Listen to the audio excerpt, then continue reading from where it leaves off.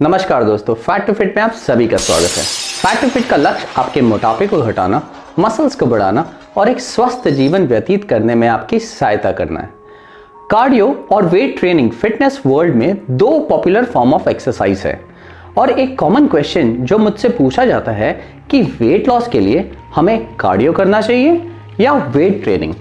इसलिए आज हम बात करेंगे कि वेट लॉस के कंटेक्स्ट में कौन सी ज्यादा फायदेमंद है और क्यों।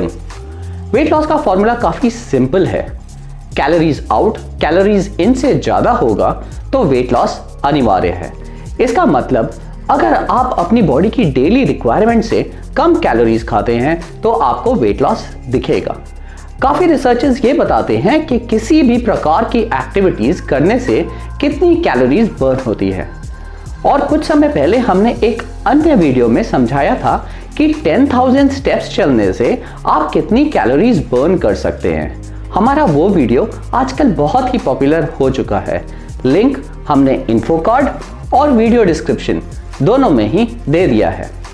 एक एक्टिविटी में आप कितनी कैलोरीज बर्न करते हैं वो काफी फैक्टर्स पे निर्भर करता है, जैसे कि आपका body weight, genetics, speed, intensity और किस सतह पर आप वो एक्टिविटी कर रहे हैं। अगर आपका वजन 70 किलोग्राम्स का है तो आप 30 मिनट की मॉडरेट पेस जॉगिंग में 250 कैलोरीज तक बर्न कर सकते हैं। लेकिन अगर आप जॉगिंग को फास्टर पेस रनिंग में कन्वर्ट करते हैं, जैसे 10 किलोमीटर पर आवर, तो आप 30 मिनट में 360 कैलोरीज तक बर्न कर सकते हैं। वहीं दूसरी ओर अगर आप आधा घंटा वेट ट्रेनिंग करते हैं तो आप anywhere between 130 to 220 calories burn करेंगे। तो आप सोच रहे होंगे कि यार कार्डियो से तो ज्यादा कैलोरीज बर्न होती है, तो वेट लॉस के लिए तो कार्डियो ही बेस्ट होगा। Not so fast my dear friends. हालांकि एक सिंगल सेशन वेट ट्रेनिंग से कार्डियो जितनी कैलोरीज नहीं बर्न हो सकती, लेकिन उसके अन्य बेनिफिट्स भी हैं, both for men as well as for women. उदाहरण के तौर पर weight training sessions muscle growth को बेटर करता है और अगर आपका मसल्स बेटर होता है तो रेस्ट के समय आप ज्यादा कैलोरीज बर्न करोगे। तो अगर आप ज्यादा मसल्स होल्ड करते हो तो आपका रेस्टिंग मेटाबॉलिज्म बढ़ जाता है।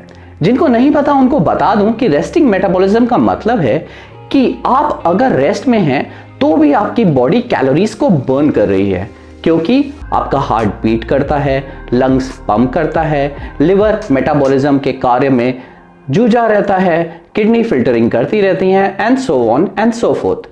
इवन दो ये सिचुएशन बहुत ही बेनिफिशियल लगता है, पर आपको आगे समझना ज्यादा इंपॉर्टेंट है कि मसल बिल्डिंग प्रोसेस में टाइम लगता है।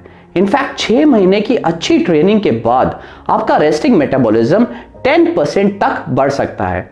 इसका मतलब अगर आपका रेस्टिंग मेटाबॉलिज्म 1500 कैलोरीज का है तो आप डेली बिना एक्स्ट्रा हिले डुले 6 महीने के बाद 150 कैलोरीज एक्स्ट्रा बर्न कर सकते हैं। इसके अलावा काफी रिसर्चर्स ये भी बताते हैं कि वेट ट्रेनिंग सेशंस के बाद भी हमारा शरीर कैलोरीज बर्न करता रहता है, जो कार्डियो के केस में नहीं होता।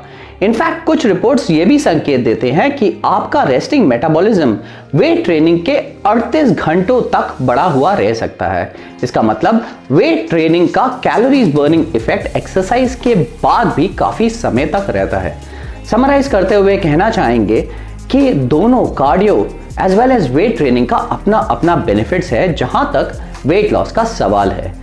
अगर आप वेट ट्रेनिंग में बिगिनर हैं तो भी कम से कम 3 दिन फुल बॉडी वेट ट्रेनिंग जरूर करें और बाकी दिन आप कार्डियो इनकॉर्पोरेट कर सकते हैं।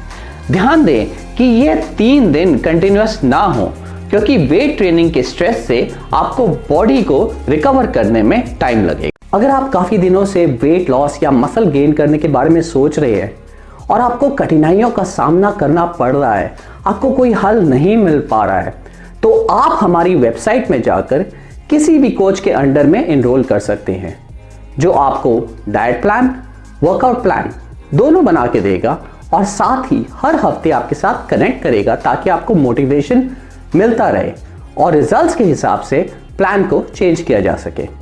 उम्मीद है ये वीडियो आपको पसंद आया होगा और अगर आपने आज कुछ नया सीखा हो तो अपने दोस्तों के साथ जरूर शेयर करें। धन्यवाद और जय हिंद।